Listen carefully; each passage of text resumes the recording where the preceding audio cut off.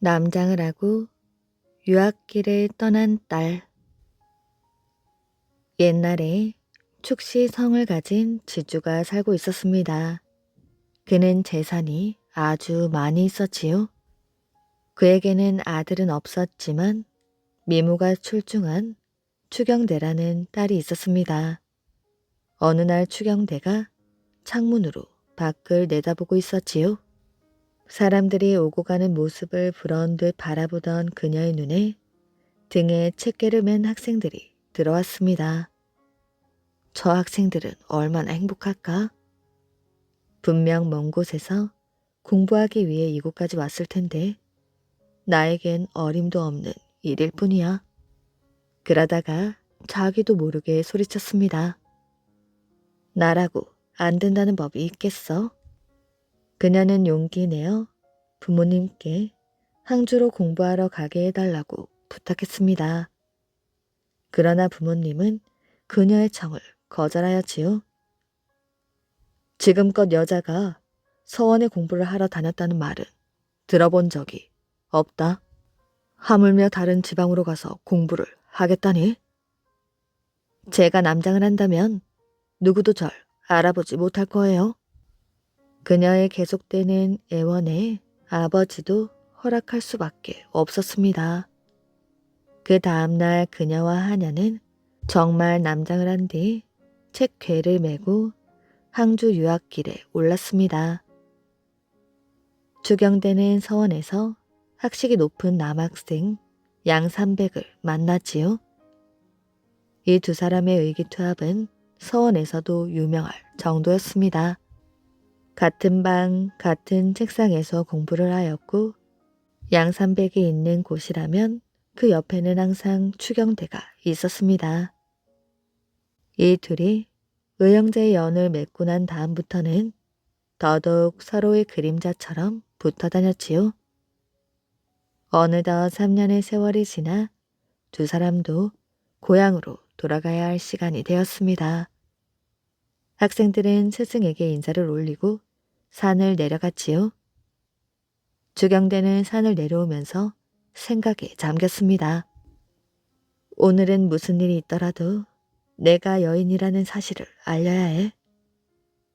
한편 양산백은 산을 내려오는 내내 굳은 표정으로 노래를 불렀습니다. 추경대가 답가를 불러주었습니다. 웅덩이 지나면 또 한 웅덩이, 웅덩이 안팎은 잘 익은 농작물 가득. 장인어른 집에 가면 그때부터 우린 함께 있겠지. 골짜기 내려가면 또다시 골짜기, 골짜기 가득 꽃이 만발하였네. 네 어머니는 나의 시어머니, 내 마음은 진정 기쁘구나. 심리 걸어가면 또 심리, 내 동생을 만나거든 처제라고 불러. 두 사람은 서로 노래를 응수하며 길을 내려왔지만 양삼백은 전혀 눈치를 채지 못했습니다. 갈림길 앞에 선 두 사람은 이제 각자의 길을 떠나야 하였지요. 그로부터 몇 달 뒤 양삼백이 그리운 옛 아우의 집을 찾았습니다. 곱게 차려입고 그를 맞이한 여인은 바로 추경대였지요. 그는 그제야 산길을 내려오며 나누었던 말을 이해할 수 있었습니다. 집으로 돌아온 양삼백은 식음을 전폐하고 추경대만 생각하다 그만 병이 들고 말았지요. 그는 추경대의 집으로 가 청혼을 했지만 그녀의 아버지에게 가난한 학생이 눈에 찰 리가 없었습니다. 딸이 이미 다른 사람과 약혼을 했다고 거짓말을 한 아버지는 열심히 딸의 배필을 찾아 나섰습니다. 결국 그녀는 양삼백이 아닌 고관 대작의 아들 마공자와 혼인할 수밖에 없었지요. 양삼백은 그 소식을 듣고 병져 누워 끝내 일어나지 못하였고 얼마 있지 않아 숨을 거두고 말았습니다. 그는 죽기 전 부모님께 큰 길가에 자신을 묻어달라는 유언을 남겼지요. 마공자가 추경대를 아내로 맞이하던 날 붉은색 도포를 입은 마공자는 붉은 천을 덮은 준말을 타고 두 줄로 늘어선 수행원들을 이끌고 마을로 들어섰습니다. 이들은 등이나 비단으로 만든 우산을 들고 붉은 꽃으로 장식된 가마를 들고 왔습니다. 구경하던 많은 사람들이 근처로 몰려들자 그들은 추경대를 안아서 가마에 태우고 축불을 세 차례 쏘았지요. 마공자와 추경대는 신랑 집으로 향했습니다. 가마가 막 큰 길가에 들어섰을 때 갑자기 모래바람이 미친 듯이 불어왔지요. 멈춰선 가마에서 추경대가 걸어 나왔습니다. 가마에 올라탈 때에는 흰 옷 위에 붉은색 겉옷을 입고 있었지만 가마에서 내리면서 붉은색 치마를 벗어버려 안에 입고 있던 흰 옷과 흰 치마가 드러났습니다. 그리고는 양산백의 무덤을 부여잡으며 통한의 눈물을 흘렸지요. 그녀의 비통한 심정에 하늘도 감동을 했는지 삽시간에 먹구름이 몰려와 하늘을 뒤덮더니 천둥 번개까지 내려쳤습니다. 땅이 심하게 흔들리면서 양산백의 무덤이 둘로 갈라지게 되었지요. 추경대는 두 손으로 치마를 감싸쥐고는 무덤 속으로 뛰어들었습니다. 그녀의 모습이 사라지자 무덤이 다시 하나로 합쳐지며 일순간 조금 전 소라는 감쪽같이 사라졌습니다. 양산백의 무덤 위로 나비 한 쌍이 날아다녔다고 합니다. 이루지 못한 사랑과 나무. 옛날 필리핀에서 두 번째로 큰 민다나오 섬에 어느 나라가 있었습니다. 이 나라의 왕에게는 팀박나맛이란 이름의 외동딸이 있었지요. 공주는 무척 아름다웠습니다. 공주를 보고 첫눈에 반하지 않는 남자가 없을 정도였지요.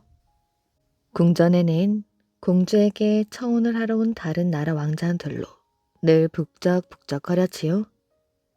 이들은 공주에게 잘 보이려고 무척 애를 썼습니다. 그러나 공주는 이들에게 전혀 관심이 없었지요. 귀찮고 짜증스러울 뿐이었습니다. 이런 공주의 마음을 아는지 모르는지 왕은 시간이 날 때마다 이렇게 충고하였지요. 네 나이가 벌써 19이다. 이제는 시집을 가야 하지 않겠니? 다른 나라 공주들을 보거라. 네가 좋다고 바다 건너온 왕자들이 궁전에 가득하지 않니? 그 가운데에서 한 명을 고르거라. 전부 나무랄 데 없는 청년들이란다. 사실 공주에게는 마음에 두고 있는 남자가 따로 있었습니다.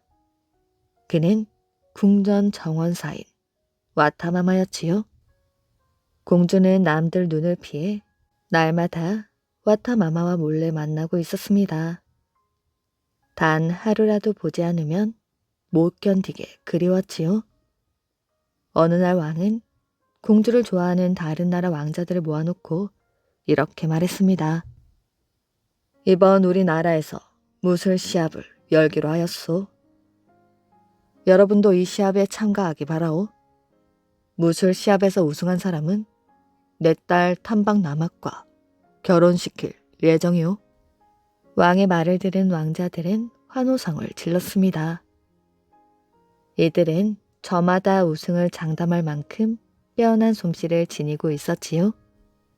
무술 시합이 열린다는 소식을 들은 공주는 충격을 받았습니다. 우물쭈물 하다가는 마음에도 없는 결혼을 해야 할 판이었지요. 공주는 밤이 되자 정원으로 갔습니다. 와타마마, 소식 들으셨어요? 무슨 소식 말이오? 전하께서 무술 시합을 열어 우승자와 저를 결혼시킨다고 합니다. 와타마마는 깜짝 놀랐습니다. 사랑하는 공주가 남의 아내가 된다니 눈앞이 캄캄해지고 있었지요. 두 사람은 눈물을 흘리며 말 없이 서 있었습니다. 이제 헤어지면 영원히 못 만난다고 생각하니 가슴이 미어졌지요. 한참 만에 공주가 입을 열었습니다. 와타마마, 우리 도망가요. 다른 나라에 가서 함께 살도록 해요. 우리 둘이 힘을 합치면 잘 살 수 있을 거예요. 와타마마는 들뜬 목소리로 말했습니다. 그래요. 당신이 가는 곳이라면 어디든 따라가겠소. 그럼 내일 밤 10시 이곳에서 만나요. 두 사람은 다시 만날 것을 약속하고 정원에서 헤어졌습니다. 그런데 아까부터 두 사람의 대화를 엿듣고 있던 사람이 있었지요. 그는 루손 장군의 부하였습니다. 루손 장군도 공주를 짝사랑하여 얼마 전부터 부하 하나를 시켜 공주를 살펴보고 있었던 것이었습니다. 부하로부터 소식을 전해들은 루손 장군은 질투심에 몸을 부르르 떨었습니다. 정원사 주제에 공주를 넘봐? 어디 두고 보자.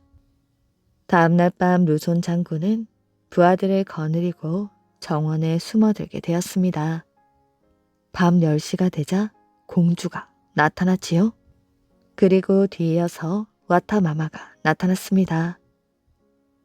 바닷가에 배를 준비해 놓았어요. 어서 나갑시다.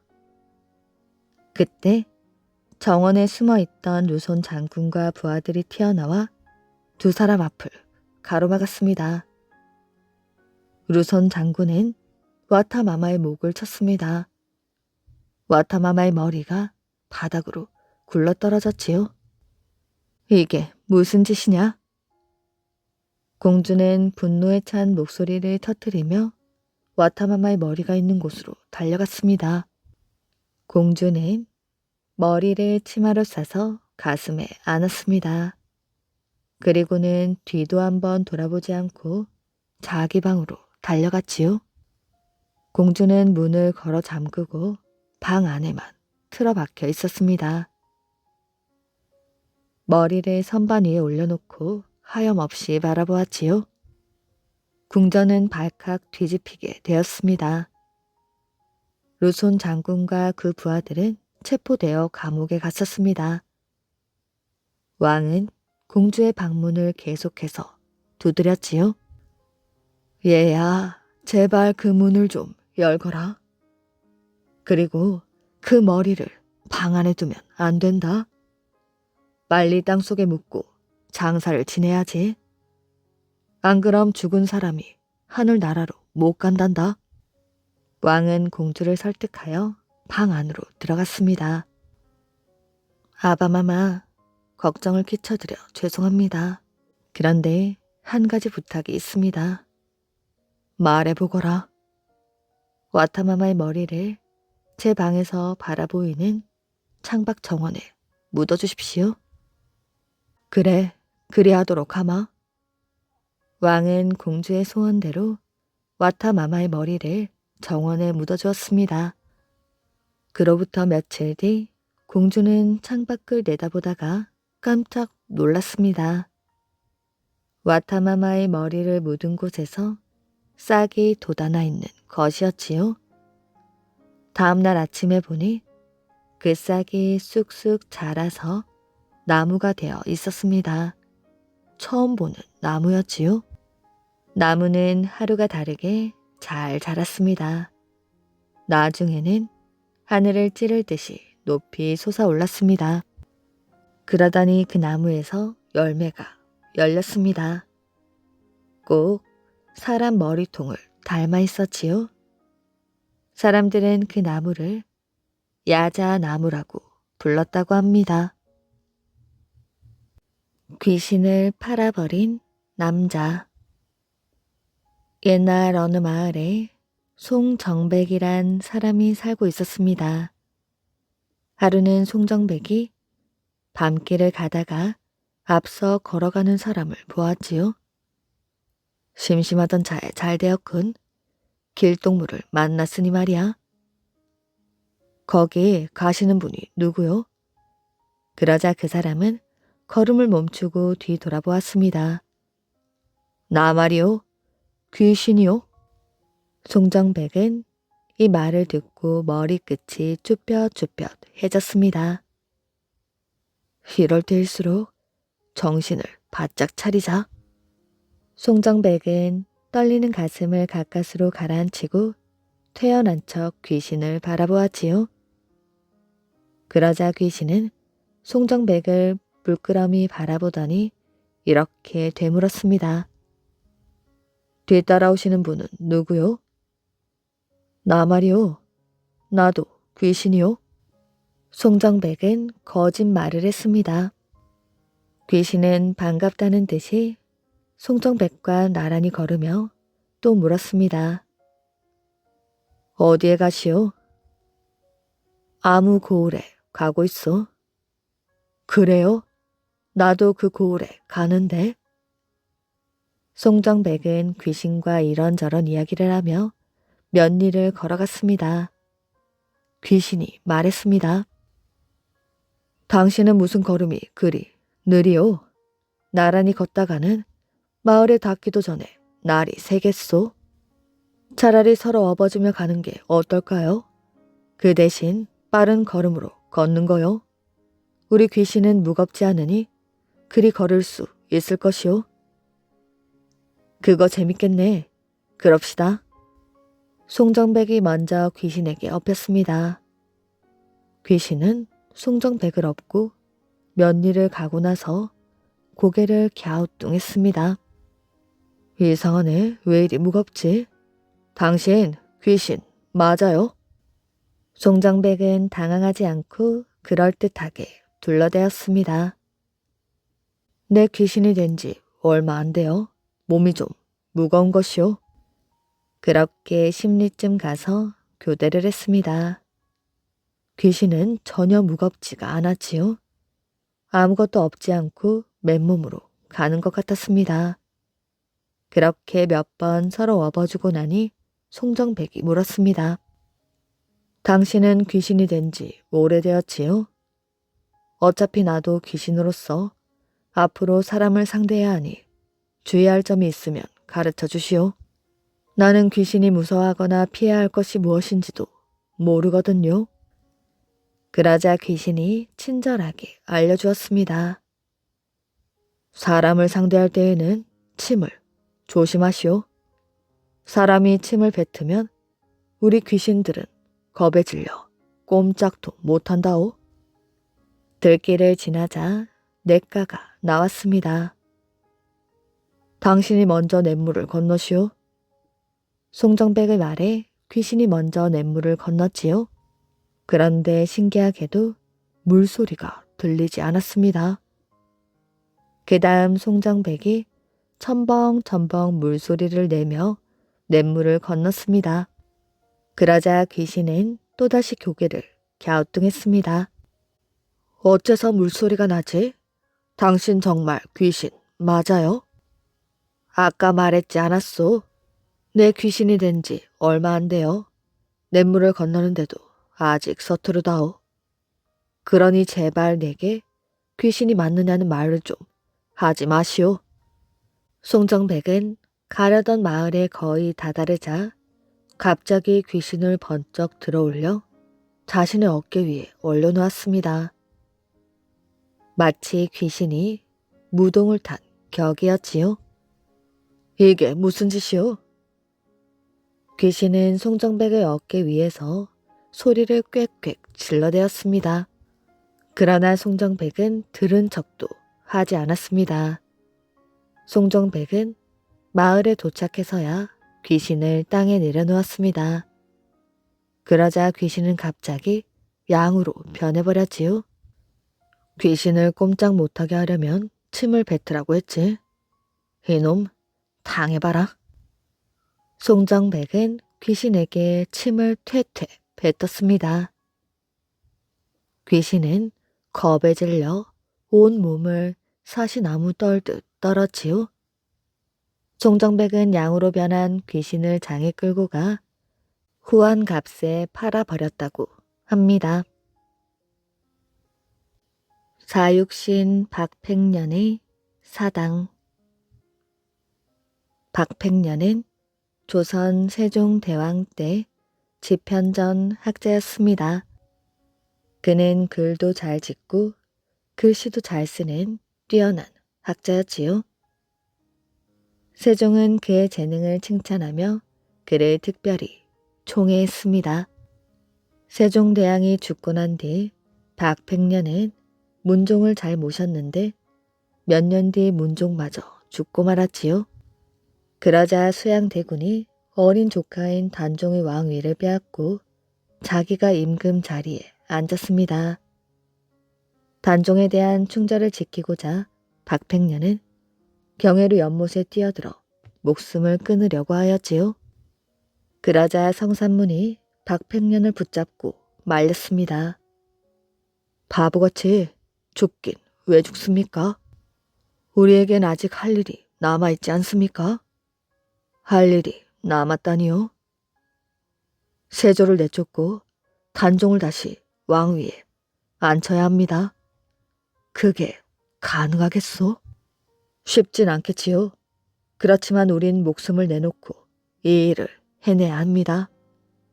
이때부터 박팽년은 죽음을 각오하고 단종을 다시 왕위에 앉히려고 단종 복위 운동을 펴기 시작했습니다.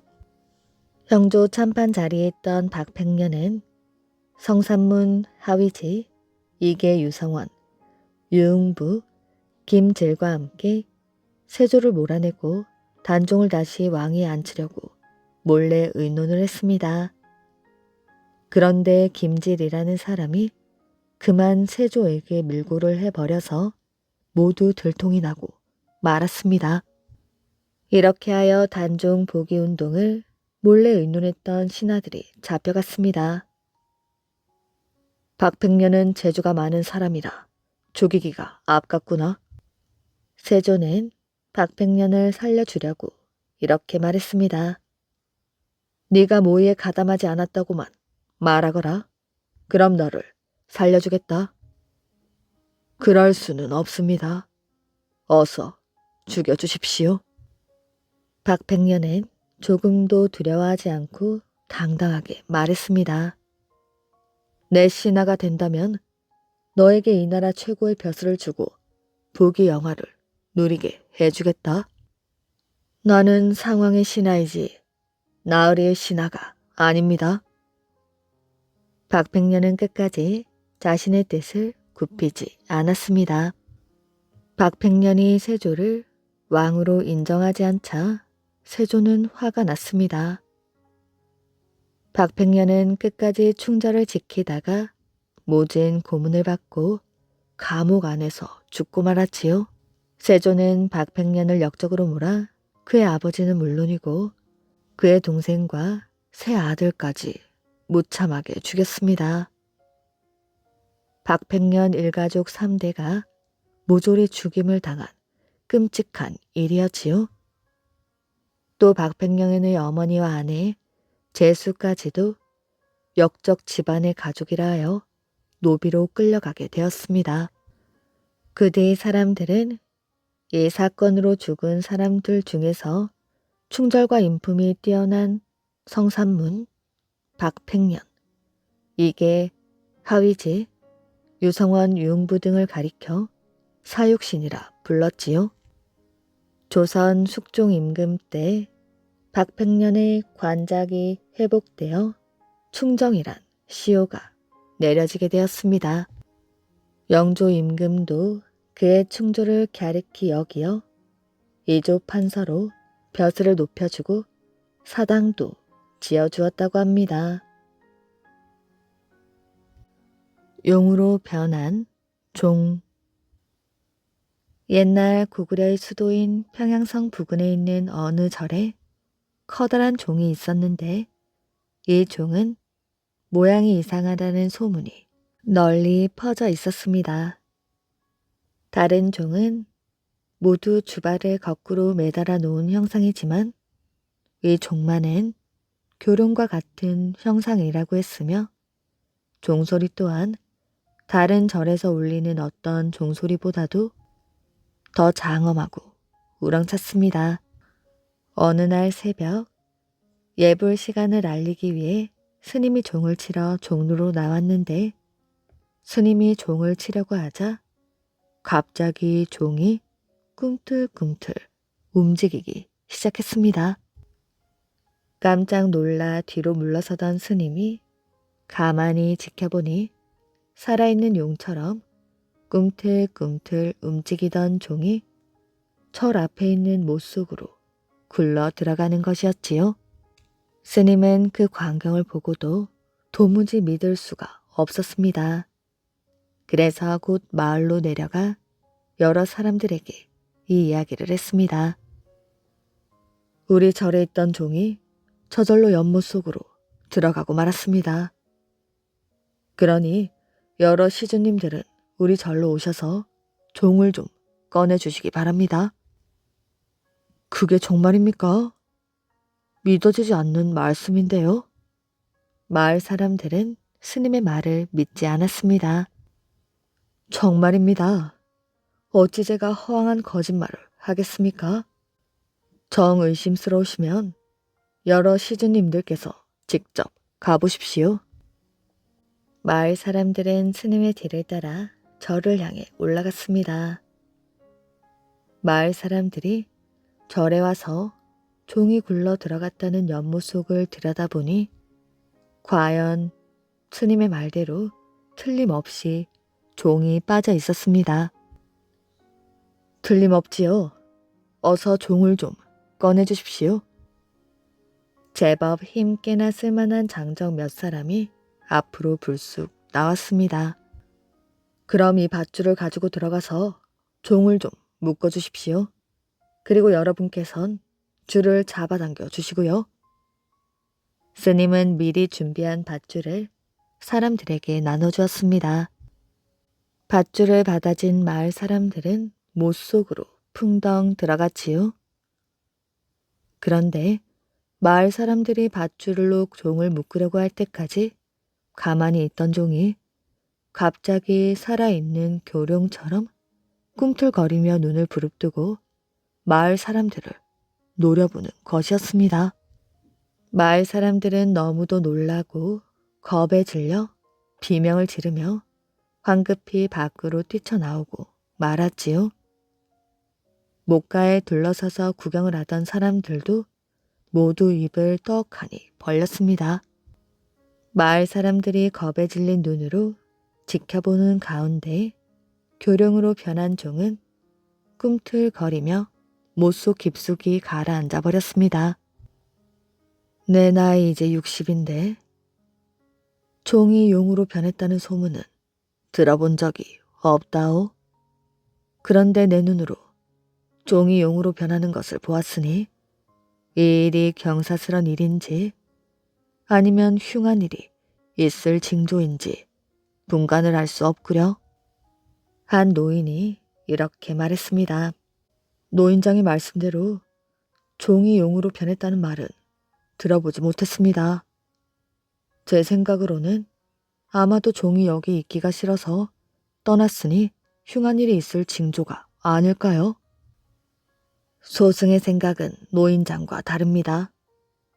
그때까지 아무 말도 없던 스님이 이렇게 말했습니다. 젊은 시주님의 말씀대로 흉한 일이 일어날 징조라면 아마도 용으로 변한 종이 다른 곳으로 멀리 달아났을 것입니다. 그러나 다른 곳으로 가지 않고 우리 절의 못 속으로 들어갔으니 소승이 생각하건대 우리 절을 떠나지 않고 지키기 위한 것이라고 믿어집니다.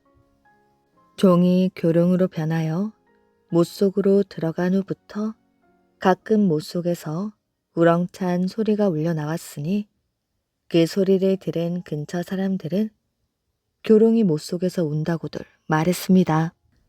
그런데 못 속에서 들려오는 교룡이 표효하는 소리가 얼마나 우렁찼던지 그 소리가 들려올 때마다 근처의 산과 골짜기가 흔들릴 정도였다는 것이었습니다. 여자를 좋아한 왕. 옛날 고대 중국에 망제가 계명제에게 임금의 자리를 물려준 뒤 계명제는 자기 자손들에게 왕위를 물려주었습니다. 계명제 이후 12대에 이르렀을 때 총나라와 국경을 접한 진나라가 한창 세력을 넓혀가고 있었지요. 그 시절 진나라의 왕은 해왕이었습니다. 그는 진시황의 선조가 되는 인물이었지요. 초기 위치해 있던 사천 지역은 험난한 지형으로 밖에서 넘보기가 쉽지 않은 지역이었습니다. 진나라의 해왕은 늘 총나라를 노렸지만 산세가 너무 험하여 엄두를 내지 못하고 있었습니다. 이에 그는 계략을 세웠습니다. 먼저 거짓 소문을 퍼뜨리는 것부터 시작하였지요. 진나라 해왕의 궁전에는 돌로 만든 소가 있는데 그 소가 매일 아침 황금똥을 눈다네. 에이, 돌로 만든 소가 어디 있고 황금똥은 또 어찌 누나? 말도 안 되는 소리지. 이 사람 직접 보고 온 사람이 이야기하는데 뭔 소리야? 정말 보았다고? 그럼 그게 정말이라는 말이야? 해왕은 정말 돌로 만든 소, 서구를 만들어 놓고 황금 무더기를 매일 갖다 놓았습니다. 이 소식은 총나라의 왕의 귀에까지 들어갔지요. 진나라 궁전에 황금똥을 누는 서구가 있다는데 즉시 사람을 보내어 확인해 보거라. 총나라 왕이 비밀리에 사람을 보내어 확인해 보니 정말 서구가 있고 황금똥을 누는 것이었습니다. 진나라의 해왕이 철저히 준비해 두었기 때문에 총나라 왕은 감쪽같이 속을 수밖에 없었습니다. 총나라 왕은 황금똥을 누는 서구가 몹시 탐이 났지요. 그래서 진나라 해왕에게 사신을 보내어 그 소를 보고 싶다 청했습니다. 해왕은 속으로 옳았구나 하며 대신 한 가지를 해결해 달라고 하였지요. 얼마든지 보내드리고 싶으나 진나라에서 총나라로 가는 마땅한 길이 없으니 어찌 돌로 된 소와 같이 무거운 물건을 옮기겠소? 그 말을 들은 총나라 왕은 곰곰이 생각하였지요. 황금똥을 누는 소라면 잠깐 갖다 놓아도 며칠이면 궁전 뜰 안이 황금으로 가득할 텐데 그깟 길이야 내면 되지. 그리하여 총나라 왕은 진나라에서 자기 나라에 이르는 길을 닫기 시작하였습니다. 험한 산의 길을 뚫는 일이 그 당시로서는 불가능한 일이었지만 총나라가 자신 있는 이유가 있었지요. 그 당시 총나라에는 오정 역사라 하여 힘이 센 장사 5명이 있었습니다. 일반 사람들에게는 불가능한 일이었겠지만 오정 역사 5명의 힘을 합하여 길을 만드니 얼마 지나지 않아 길이 뚫렸지요. 그리하여 총 5마리의 서구는 총나라로 옮겨지게 되었습니다. 총나라 왕은 궁전 앞들에 서구들을 세워놓고 이제나 저제나 황금똥을 쌀까 하여 기다리고 기다렸지요. 그러나 아무리 목을 빼고 기다려도 서구들은 황금똥을 누지 않았습니다. 화가 난 총나라 왕은 서구들을 진나라로 돌려보내었지요. 한편 총나라로 가는 길을 뚫으려 했던 진나라의 계획은 성공한 셈이었습니다. 군대가 진격할 길이 마련된 것이지요. 그러나 해왕은 서두르지 않았습니다. 총나라의 오정 역사가 있는 한 진나라가 총나라를 이기는 것은 불가능했기 때문이었습니다. 해왕은 총나라로 서신을 보내었지요. 지난번 서구들이 총나라 왕의 기대를 저버린 것은 유감으로 생각합니다. 이곳에는 황금똥을 잘 누던 소들이 왜 그곳에서는 누지 않았는지 이상할 따름입니다. 그래서 총나라 왕의 섭섭함을 풀어드리고자 진나라 최고의 미인들을 바치고자 합니다. 진나라의 이런 계략은 촉나라 왕에 대한 파악이 있었기 때문이었지요. 촉의 왕은 여자를 좋아하기로 소문이 나 있었던 것입니다. 촉나라 왕으로서는 미인을 준다는데 마다할 이유가 없었지요. 목을 빼고 미인들이 오기만을 기다렸습니다. 드디어 미인들이 출발한다는 소식이 들려오자 촉 왕은 오정 역사를 불러 미인들을 데려오게 하였지요. 5명의 장사들이 미인들을 데리고 제동이라는 곳에 이르렀을 무렵 갑자기 거대한 뱀 한 마리가 동굴 속으로 들어가는 모습이 보였습니다. 장사 중 한 명이 뱀의 꼬리를 잡아당겼지요. 그런데 힘이 모자라 동굴 안으로 딸려 들어가는 것이 아니겠어요? 그 모습을 본 나머지 장사들이 한꺼번에 달려들어 뱀을 잡아당겼습니다. 5명이 동시에 뱀을 잡아당기자 뱀이 딸려 나오는 듯 하더니 갑자기 어마어마한 소리가 나면서 산이 무너져 내려버렸지요. 그 바람에 오정 역사와 진나라 미인 모두가 산에 깔려 죽고 말았습니다. 그리고 나서 그 장소에는 5개의 봉우리가 생겼지요. 이 소식을 들은 촉나라 왕은 오정 역사가 죽은 것을 안타까워한 것이 아니라 미인들이 죽은 것을 안타까워하였습니다. 진나라 미인들이 모두 죽었다는 말이냐? 아이고, 아깝도다. 그리하여 왕은 미인들을 기린다 하여 5개의 봉우리를 오부총이라 이름 지었습니다. 이 소식을 들은 백성들은 촉나라 왕의 어리석음을 한탄하며 5명의 장사들을 기려 오정청이라 이름 지어 불렀다고 합니다. 오정 역사마저 죽자 진나라 해왕은 본격적인 침략 작업에 착수하였지요. 서구들을 운반하기 위해 만든 길을 통하여 대군을 이끌고 촉나라로 쳐들어갔습니다. 촉나라 왕은 항전하였으나 진나라 군대 앞에 허물어지고 모양이라는 곳까지 도망을 쳤으나 결국 그곳에서 죽음을 맞이하고 말았다고 합니다. 새가 된 사람. 옛날에 두라는 사람은 어느 날 갑자기 하늘에서 내려왔지요. 그런데 이상한 일은 그쯤 강가 우물 속에서 이라는 여자가 솟아올라온 것입니다.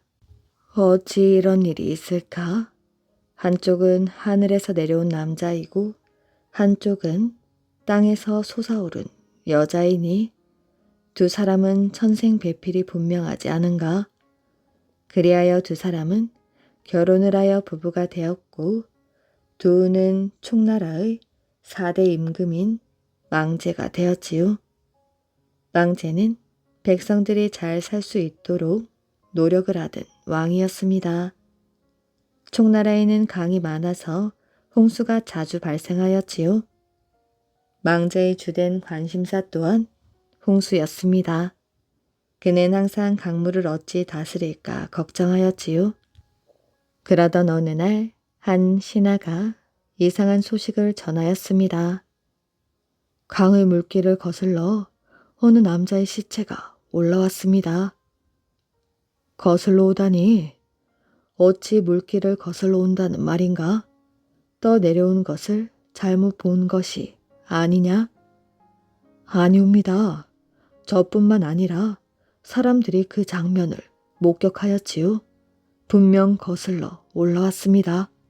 강을 거슬러 올라온 사람은 형 지방 출신으로 별령이라는 사람이었지요.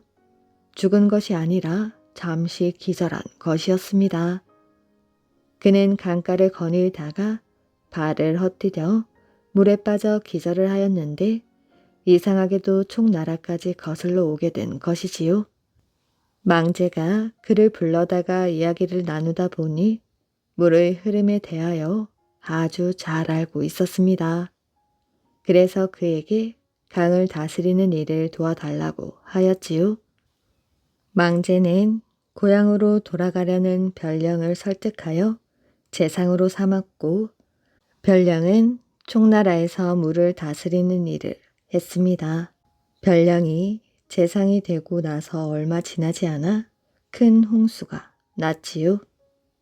총나라에는 옥산이라는 큰 산이 있었는데 이 산이 가로막고 있어 물이 흐르지 못하고 홍수가 난 것이었습니다. 이 홍수를 책임지기 위해 나선 인물이 별령이었지요.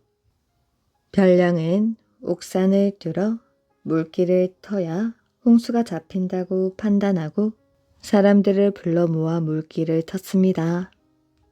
힘들고 고단한 작업이었지만 별령은 이 일을 성공적으로 끝내고 홍수를 다스릴 수 있었습니다. 그런데 별령이 홍수를 다스리기 위하여 옥산에서 땀을 흘리고 있을 무렵 망제는 해서는 안 되는 행동을 하고 말았습니다. 평소 마음에 두고 있던 별령의 아내를 유혹하여 정을 통하게 된 것이지요. 망제는 본래 양심적이고 선한 사람이었기에 자신의 그러한 행동을 부끄럽게 생각했습니다. 괴로워하던 망제는 별령이 공을 세우고 돌아왔을 때 별령에게 왕위를 내주게 되었지요. 부끄럽구나. 별령은 백성들을 위해 저토록 큰 일을 하였는데 나는 그의 아내와 부끄러운 짓이나 하고 있었다니. 나는 왕의 자격이 없다. 백성들을 위하여 훌륭한 일을 한 별령이 왕이 되어야지. 그리하여 별령에게 왕위를 내주고 자신은 서산에 들어가 숨어 살았지요. 서산에 들어간 망제는 어느 날 두견새로 변했다고 합니다.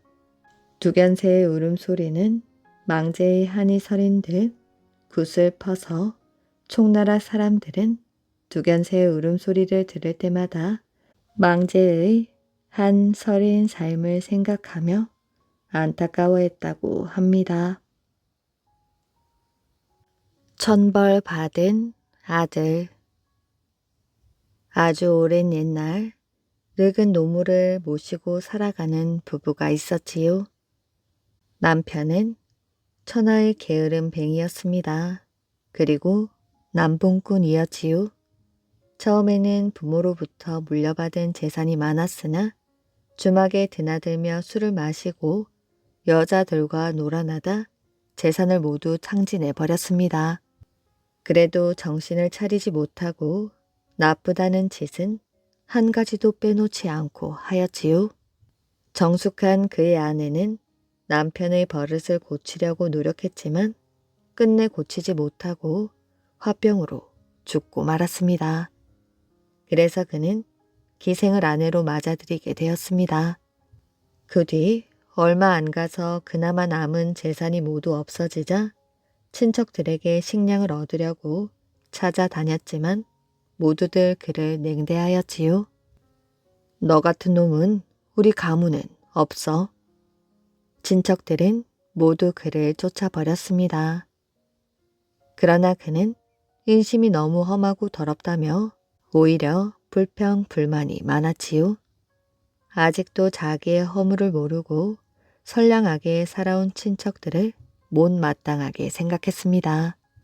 결국 식량을 하나도 얻지 못하고 집에 돌아온 그는 새로 얻은 부인이 늙은 어머니를 야단치고 있는 것을 보았지요. 이런 할망구 같으니 뒷간을 두고 왜 똥을 방에다 싸? 죽지도 않고 누구를 고생시키려고? 늙은 어머니는 낭봉꾼 아들이 망나니 행동에 충격을 받아 치매까지 걸려버렸지요. 어머니는 아들이 하던 짓을 하나도 빼놓지 않고 그대로 하는 노망이 들었습니다. 남봉꾼도 이런 어머니가 싫어진 지 오래되었지요. 하지만 명은 길어 죽지도 않고 있으니 못된 며느리가 같이 살 수 없다고 구박하는 것이었습니다. 새로 들어온 여자는 남편에게 말하였지요. 빈 쭉정이밖에 없는 집에 들어온 것도 후회 막심인데 벽에다 똥칠하는 할망구와 함께 살 수 없으니 무슨 수라도 내봐요. 남봉꾼은 자신을 들볶는 여인의 말을 듣지 않을 수가 없었지요. 그래서 그는 어머니를 왕 무덤골 깊은 곳에 가서 버리고 돌아오게 되었습니다. 그가 노모를 산에 두고 돌아오자 그 여인의 마음은 눈 녹듯 풀리고 화색이 도는 것 같았지요. 여보, 이제 집안 꼴이 나아질 것 같습니다. 남봉꾼은 여자의 말에 장단까지 맞추었지요. 바로 그때 마른 하늘에 검은 구름이 몰려와 하늘을 뒤덮고 으스스한 바람이 불기 시작하더니 이내 장대 같은 비가 쏟아지며 천둥 번개가 치기 시작했습니다. 이들 부부가 겁에 질려 서로 껴안았을 때 갑자기 벼락이 쳐 두 사람은 새까맣게 쑥검정이 되고 말았지요. 인륜을 저버린 불효자에게 천벌이 내린 것입니다. 그 뒤 왕 무덤골은 천륜을 벌인 불효에 대한 경고인 듯 아직도 왕 무덤골이라는 이름으로 남아있다고 합니다.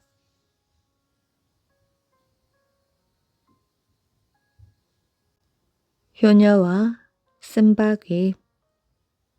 옛날 어느 마을에 어머니와 단 둘이 사는 딸이 있었습니다. 아버지는 딸이 12살 때 병에 걸려 갑자기 세상을 떠나고 말았지요. 그 후 어머니는 허리병이 생겨 방 안에 누워만 있었습니다. 딸은 병든 어머니를 대신하여 집안 살림을 하였지요. 아침 일찍 일어나 밥을 하여 어머니께 드리고 오전에는 지게를 치고 산에 나무를 하러 갔습니다. 집으로 돌아와 어머니께 점심을 차려드린 다음 집집마다 찾아다니며 품팔이를 하였지요. 농사일 뿐만 아니라 허드렛 일도 닥치는 대로 했습니다. 그렇게 하여 품삯을 받아 어머니와 함께 살아가고 있었지요. 딸은 아무리 힘들고 고단하여도 어머니 앞에서는 환하게 웃었습니다. 자신은 굶을 망정, 어머니는 굶기지 않았고 맛있는 반찬을 드렸지요. 어머니, 고사리 나물이에요. 제가 산에 가서 뜯어왔어요. 아유, 고마워라. 너도 좀 먹으렴. 아니에요. 저는 어머니가 드시는 모습만 봐도 배가 부릅니다. 모자라면 또 뜯어올 테니 실컷 드셔요. 마을에서는 이런 딸의 침이 마르도록 칭찬하였지요. 어쩜 어린아이가 저렇게 효성이 지극할까? 우리 집 아이들이 저 아이 밥만 따라가도 원이 없겠어. 그런 마음 착한 딸은 하루빨리 어머니 허리병이 나아 병석에서 훌훌 털고 일어나는 것이 소원이었습니다. 그래서 정화수를 떠놓고 어머니를 위해 아침 저녁으로 빌었지요. 산신령님, 어머니 병이 낫게 해주십시오. 그러나 그런 기도에도 불구하고 어머니의 허리병은 나을 기미가 보이지 않았습니다. 오히려 무엇이 잘못되었는지 어머니는 갑자기 열병에 걸리고 말았지요. 딸은 불덩이 같은 몸으로 신음하는 어머니를 밤새도록 간호했습니다. 그리고 날이 밝자 약방으로 달려가 의원을 데려왔지요. 그러나 의원은 어머니를 진찰하더니 가망이 없다는 듯 고개를 저었습니다. 의원님, 제발 살려주십시오. 어머니를 위한 약을 지어주세요. 내가 약을 지어주어도 정성을 다해 다리지 않으면 아무 소용이 없단다. 약효가 있으려면 제 시간에 약을 다려 꼬박꼬박 드시게 해야 한단 말이야. 의원님, 그건 걱정 마십시오. 제가 최선을 다하여 어머니께 약을 다려드리겠어요. 의원은 효녀의 간청을 뿌리칠 수 없었지요. 그래서 의원은 약방으로 데려가 어머니가 드실 약을 지어 주었는데 헤어질 때 당부의 말을 잊지 않았습니다. 이 약은 보통 약이 아니다. 하루에 36번을 달여 꼭 정해진 시각에 드시게 해야 한다. 그러니 하루에 드실 약이 36봉지이고 열흘 동안 총 360봉지의 약을 드셔야 해. 단 한 봉지라도 거르게 되면 약효는 전혀 없단다. 그러니 약을 다릴 때 졸아서 약을 태우면 안 된다. 명심하겠어요.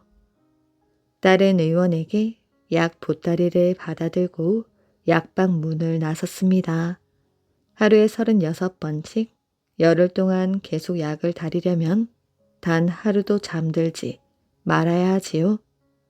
열흘 밤을 꼬박 새야 하는 것입니다. 어머니를 살리는 일이야. 도중에 잠이 들어서 어머니를 돌아가시게 할 순 없어. 딸은 졸음이 쏟아지면 허벅지를 꼬집으며 견뎠습니다. 그래서 일주일 동안 잠들지 않고 꼬박꼬박 약을 다려 어머니께 드릴 수가 있었지요. 그러나 일주일을 넘기면서 딸은 더 이상 버틸 수가 없었습니다. 아무리 허벅지를 꼬집어도 눈이 저절로 감기고 잠이 몰려오는 것이었지요. 8일째 되는 날 딸은 약을 다리다가 깜빡 잠이 들었습니다. 그때 어디선가 벼락치는 고함 소리가 들렸지요. 얘야, 잠들면 안 돼. 졸리면 이 나무를 씹어라. 딸은 고함 소리에 놀라 잠이 깼습니다. 자기 손을 보니 쓴바귀가 쥐어져 있었지요. 딸은 쓴바귀를 입에 넣고 씹었습니다. 그러자 신기하게도 잠이 싹 달아나고 정신이 번쩍 들었지요. 쓴바귀의 쓴맛이 졸음을 앗아간 것입니다. 이때부터 딸은 잠이 몰려오면 쓴바귀를 질겅질겅 씹었지요. 그렇게 잠을 쫓아 남은 이틀 동안 약을 다려 어머니에게 먹였습니다. 딸의 정성에 하늘이 감동한 것이었을까요? 어머니는 열병이 씻은 듯이 나았습니다. 게다가 허리병까지 나아 건강한 몸이 되었지요. 네가 나를 살렸구나. 어머니. 어머니와 딸은 서로 부둥켜 안고 뜨거운 눈물을 흘렸습니다.